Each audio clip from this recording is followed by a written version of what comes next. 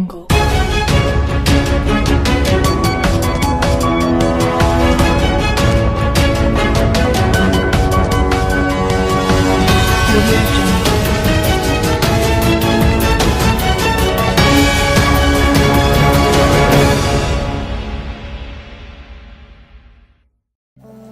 Mesdames, Messieurs, bonjour.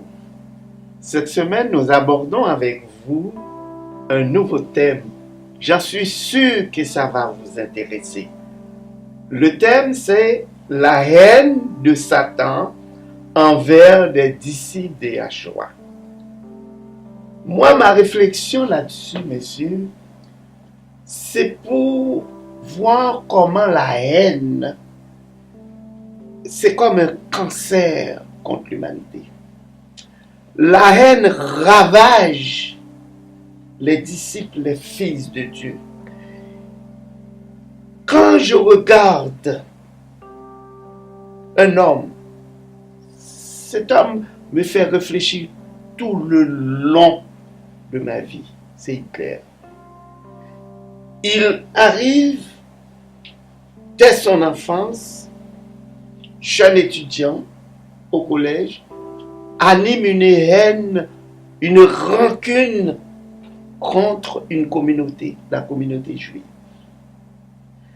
Et cette haine commence à faire son petit bonhomme de chemin, commence à petits pas, arrive à former un parti politique, entraîne des disciples après lui et a déclenché la Deuxième Guerre mondiale et a détruit 6 millions de personnes.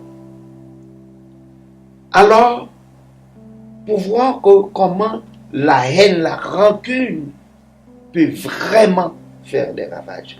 Et si on prend par exemple à Québec, le petit bonhomme arrive, il n'aime pas les musulmans. Et puis il passe à l'attaque, prend son arme, rentre dans une mosquée, détruit des pères, des mères de famille, ces gens-là dans la détresse, dans l'angoisse. Et quand on prend Marc Lépine, je me souviens, monsieur, ça ne me rajeunit pas, mais je me souviens comme si c'était hier. Il a pris son arme, qu'est-ce qui arrive? Il a engrangé une rancune, une haine contre les femmes. Rentre à l'université de Montréal, Polytechnique, et a détruit la vie des dizaines de femmes. Alors, pour voir où est-ce qu'on est rendu avec la haine. Moi, ma question que je vais poser à mon collègue et Aurel, c'est d'où vient, explique-moi la source de ce cancer qu'est la haine. Merci mon frère Gilbert.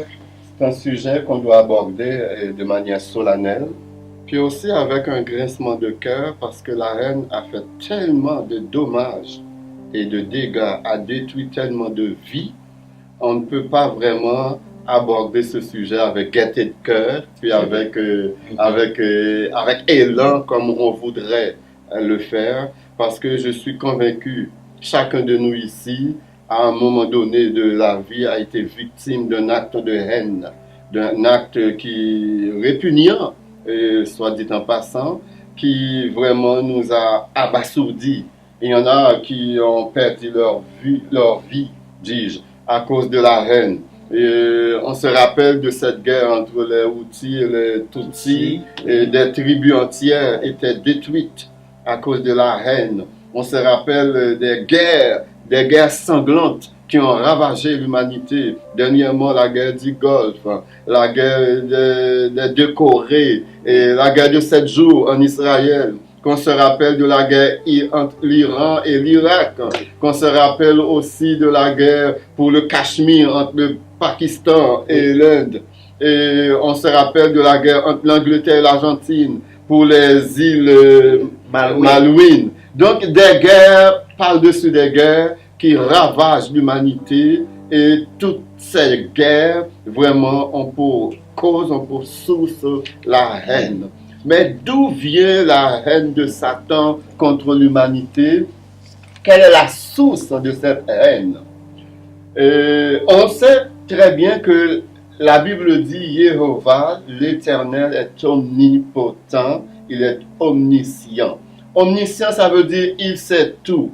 Et la Bible dit, il connaît la fin depuis le début. Il est le seul être à connaître la fin dès le début et qui a annoncé la fin dès le début. Si on va lire dans le livre de Genèse, on constate que dans le premier verset de ce livre, l'Éternel a inséré la mort de son fils, sa résurrection et sa victoire finale. Donc l'Éternel est le seul être à annoncer la fin depuis le début. Donc, je pourrais dire, dans la pensée de l'Éternel, la haine était là, il l'a vue, avant même que cette haine vienne habiter Satan lui-même. Je vais lire un passage dans Actes chapitre 4, versets 26 à 28.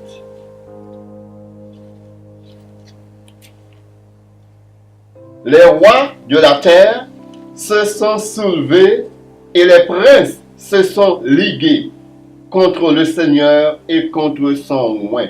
Ici, il fait référence à Yeshua. En effet, contre ton saint serviteur, Yeshua, que tu as oint, Hérode et Ponce Pilate se sont ligués dans cette ville avec les nations et avec le peuple d'Israël pour faire tout ce que ta main et ton conseil avaient arrêté d'avance. Donc le soulèvement des rois, la trahison du peuple d'Israël, le jugement et l'acte criminel de Pilate, même s'il a fait le simulacre de laver ses mains, il était coupable parce qu'il a fait battre de verge Yeshua, même s'il a reconnu son innocence, il a décidé de le livrer pareil à la mort. Donc il était aussi coupable que les docteurs juifs qui lui ont amené Yeshua.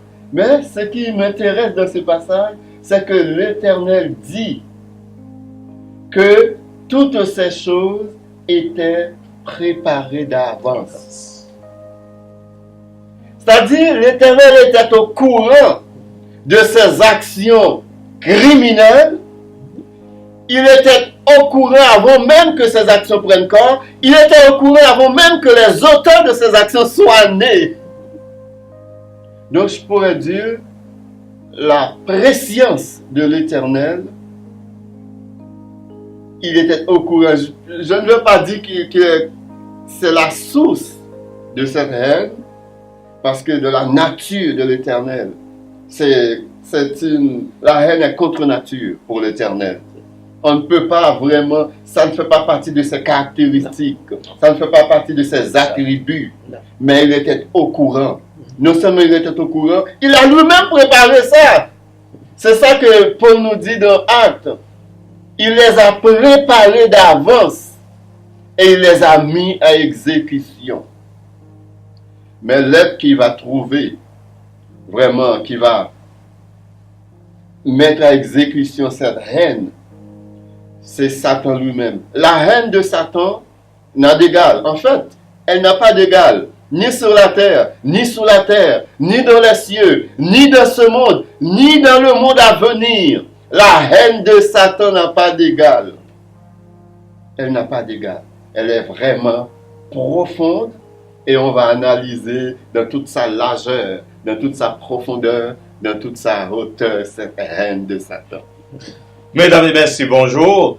C'est thème, la haine, qu'on vient d'entendre de la part d'Aurel et de Gilbert. C'est un thème que nous allons discuter avec vous tout le long de cette émission.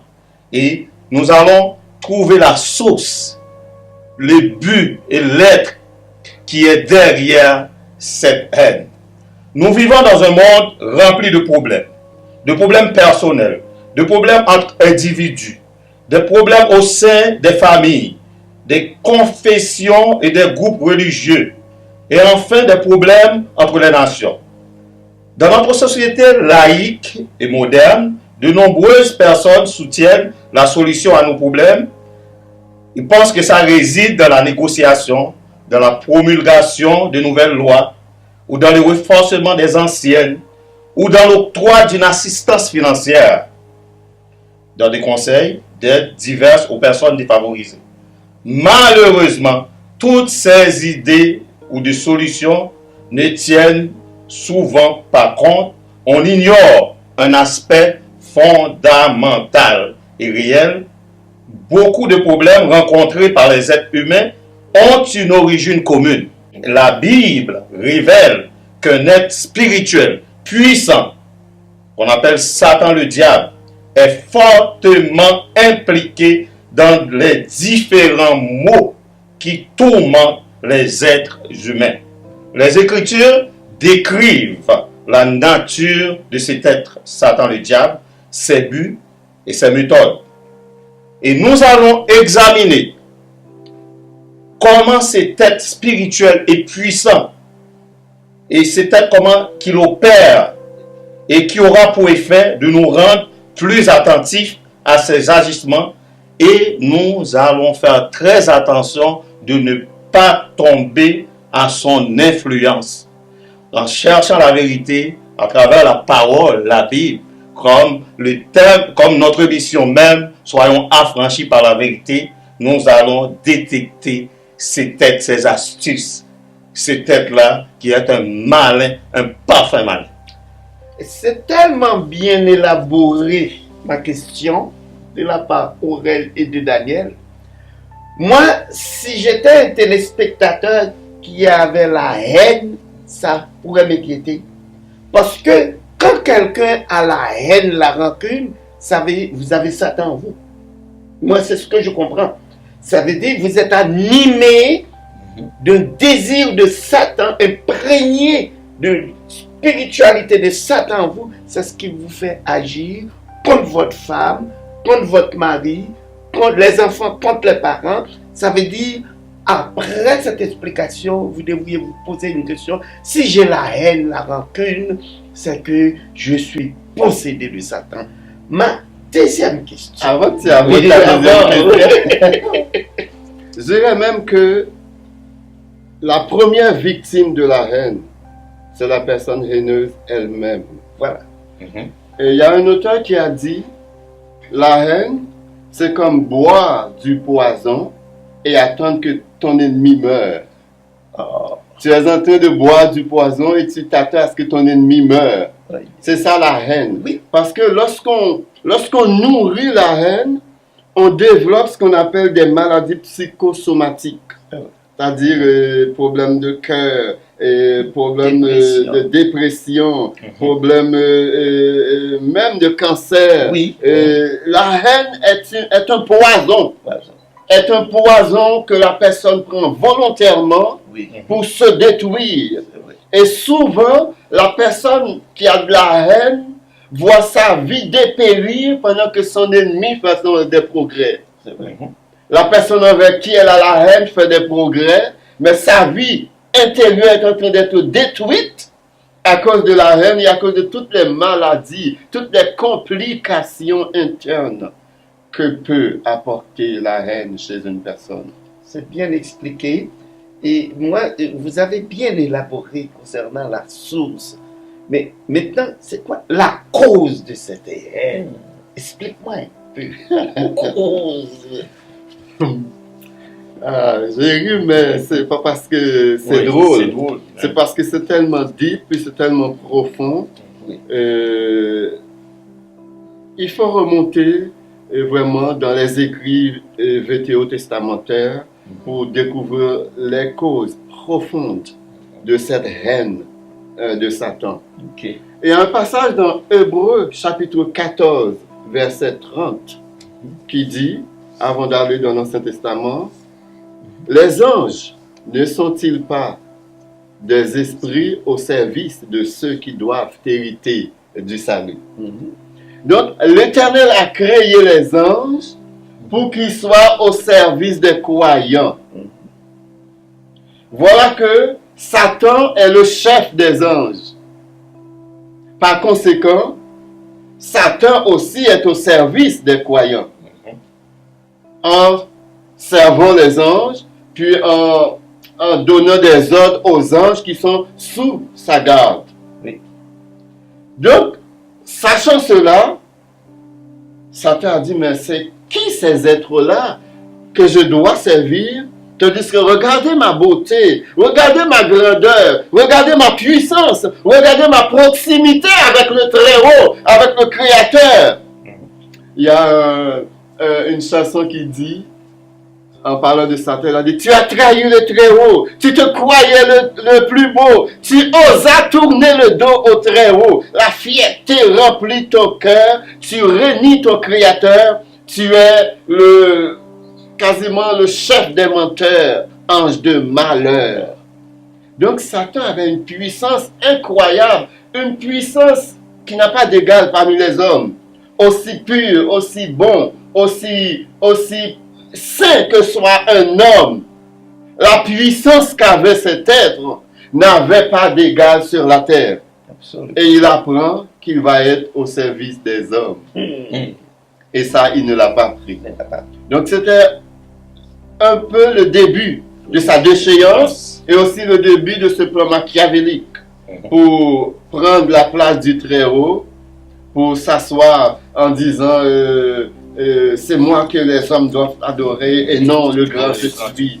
Et c'est dans cette attitude que vraiment débuta vraiment son plan pour vraiment aller parmi les anges, chercher à voir qui il peut convaincre pour suivre son plan. Et malheureusement, il a trouvé des millions d'anges qui l'ont suivi pour vraiment aller détrôner, faire un coup d'état dans le ciel pour prendre la place de l'Éternel afin qu'il puisse, lui, aller régner sur la terre. Donc, les causes sont nombreuses, mais la première cause remonte, comme je viens de dire, vraiment lorsqu'il a appris que les anges sont au service des hommes. Dans Genèse chapitre 3, verset 15, l'Éternel va faire une déclaration et Satan va prendre note de cette déclaration. C'est une déclaration de guerre. Et non seulement l'Éternel, dans Genèse 3, verset 15, a fait une déclaration de guerre à Satan, il prend position du côté de l'homme. Donc Satan a compris qu'il est fichu. Il a compris que sa tête est à prix. Parce que si l'Éternel lui-même se met du côté de l'homme, il n'y a aucune façon pour lui de gagner. Mais il ne va pas rester les bras croisés.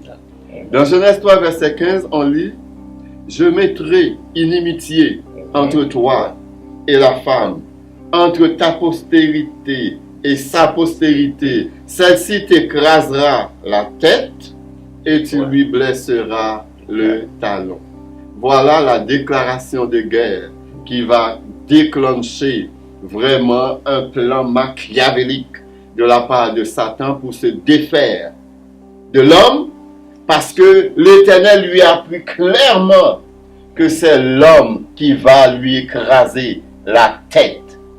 Il apprend très clairement, et il est un être extrêmement intelligent, il a très bien compris que c'est l'homme qui va lui écraser la tête. Eh bien, devine quoi? Qui devient maintenant l'ennemi juré de l'homme, de Satan? C'est l'homme. Tout à fait. Aurel, dans la même lignée, la cause de cette haine, Satan comprend le plan de Yahweh. Il sait que Yahweh a créé les êtres humains à son image. Ça c'est un coup dur. Et puis il sait qu'il y a un jour, nous, les croyants, nous allons faire partie de la famille divine. Ça, c'est un autre coup. Satan comprend l'importance de la famille physique qui modèle les futurs membres de la famille divine. Satan sait aussi que l'Église joue un rôle important dans le plan divin. Parce que nous allons voir que Yahshua, comment il va décrire l'Église comme l'Église étant son épouse, que Yahshua est l'époux de l'Église. Et à travers tout ça, Satan va dire, moi qui suis un ange, tout puissant, et qu'un homme, un être, quand il va devenir un corps de gloire, un saint, moi je vais être au service de cet homme-là, de cette haine envers les hommes. Vous avez tellement bien expliqué ça, je pourrais même faire une comparaison. Et je finis par comprendre aussi, il y a une forme de jalousie là-dedans. Ça me permet de faire une comparaison. Même quand Hitler voulait détruire les Juifs, pourquoi? C'est pas faire une forme de jalousie, parce que c'est un peuple de travailleurs, de commerçants. C'est un peuple qui, vraiment, partout où il passe, l'économie est au centre de leurs priorités. Alors ça déclenche une sorte de jalousie. C'est pourquoi ils passent à l'action. De même, Marc Lépine, un petit délinquant qui voit des jeunes filles qui étudient et qui veulent devenir ingénieurs, il y a une forme de jalousie. Il voit le bonheur de ces femmes-là dans le futur et puis il voulait les détruire. C'est pourquoi vous avez vraiment raison. Vos explications sont vraiment certaines. C'est une forme de jalousie que Satan enclenche contre le peuple de Dieu. Justement, nous allons voir dans Romains chapitre 8, verset 14 à 17, ce passage-là, c'est un passage qui nous prouve que Satan devient un être jaloux envers les hommes, les croyants de Dieu. Dans Romains chapitre 8, verset 14 à 17. Car tous ceux qui sont conduits par l'esprit de Yah sont fils de Yah. Et vous n'avez point reçu un esprit de servitude pour être encore dans la crainte, mais vous avez reçu un esprit d'adoption pour lequel nous crions Abba Père. L'esprit, au verset 16, lui-même rend témoignage à notre esprit pour que nous sommes enfants de Yah. Or, si nous sommes enfants, nous sommes aussi héritiers et héritiers de Yah et co-héritiers de Christ, si toutefois nous souffrons avec lui afin d'être glorifiés avec lui. Héritier de Yah, co-héritier de Christ. Ça veut dire que Satan regarde le plan de Yahweh, il voit que quand nous devenons des êtres spirituels encore de gloire, nous allons avoir des postes d'autorité, nous allons nous retrouver dans des situations et dans une position plus grande que la position où Satan se trouve. Nous devions même des juges. Des juges. Juger les anges. D'où, voilà pourquoi Satan est jaloux, ou comment cette haine contre nous les êtres humains, surtout les croyants en Yahweh. Et suite à cette déclaration de guerre de Genèse 3, verset 15, le plan de Satan avait déjà commencé. Genèse 6. La Bible dit, dans Genèse 6, les hommes ont commencé à se multiplier sur la terre. Et les fils de Dieu virent que les filles des hommes étaient belles, ils en ont pris pour femmes. Et on va aussi analyser comment ils les ont pris, ils les ont prises pour femmes, les fils de Dieu. Et ici, les fils de Dieu font référence à une invasion démoniaque que Satan a provoquée, parce que l'Éternel lui a dit, c'est vraiment la descendance de la femme qui va t'écraser la tête. Donc ça veut dire un être humain qui va t'écraser la tête. Qu'est-ce que Satan a fait? Il a provoqué une invasion démoniaque parmi les anges déchus pour que ces hommes s'allient avec des femmes pour créer une race hybride. L'Éternel a dit, c'est les hommes qui vont écraser la tête. Lui, il veut remplacer les hommes par une race hybride pour invalider cette prophétie de l'Éternel. Parce que s'il n'y a plus d'hommes sur la terre, cette prophétie vient d'être caduque. Donc, il a fait cette vraiment invasion démoniaque pour déjouer la prophétie de l'Éternel Et l'Éternel va envoyer le déluge sur la terre pour détruire toute cette race hybride, excepté 8 personnes. C'est comme s'il y avait 8 êtres humains qui restaient sur la terre. Tous les autres étaient de race hybride qui étaient sur la terre. Et la Bible dit dans le Nouveau Testament, le temps qui précédait le déluge, les hommes mariaient et mariaient leurs enfants. Les hommes mangeaient et buvaient et ne se souciaient de rien. Et je me suis posé la question, c'est l'Éternel qui a créé le mariage. Et pourquoi l'auteur du Nouveau Testament, Luc, va présenter le mariage dans ce contexte comme étant négatif? Oui, c'est vrai. C'est l'Éternel qui a ordonné à l'homme dans le jardin d'Éden, vous pouvez manger de tout ce qu'il y a dans le jardin. Et là maintenant, l'auteur dit, les hommes mangeaient, buvaient, sans se soucier de rien. C'est pas un péché manger et boire. C'est pas un péché se marier. Mais dans ce contexte, lorsqu'on va décrire c'était quoi le genre de mariage qu'ils faisaient, c'était des mariages des vieillards avec des enfants. Des mariages des hommes avec des hommes. Des mariages des femmes avec des femmes. Des mariages des êtres humains avec des animaux. Et des mariages des êtres spirituels avec des hommes. C'est pour cette raison la Bible souligne que les hommes mariaient et mariaient leurs enfants. Et ici, le mot enfant, c'était vraiment des enfants. Des enfants qui se mariaient. Et ça existe aujourd'hui dans certaines cultures où des vieillards ou des adultes mûrs vont se marier avec des enfants de 6 ans, des enfants de 10 ans. Et ça va être public. Et j'ai l'impression qu'il viendra un temps où cela va devenir caduque, où tout le monde va accepter ça comme normal. Et il y a beaucoup de législation qu'on est en train de passer dans les écoles, comme enseigner les enfants de 4 ans la sexualité dans tous les détails, et en même temps dire que quelqu'un qui a violé un enfant, lorsque l'enfant se présente dans le tribunal, l'enfant doit prouver qu'elle avait dit non au pédophile.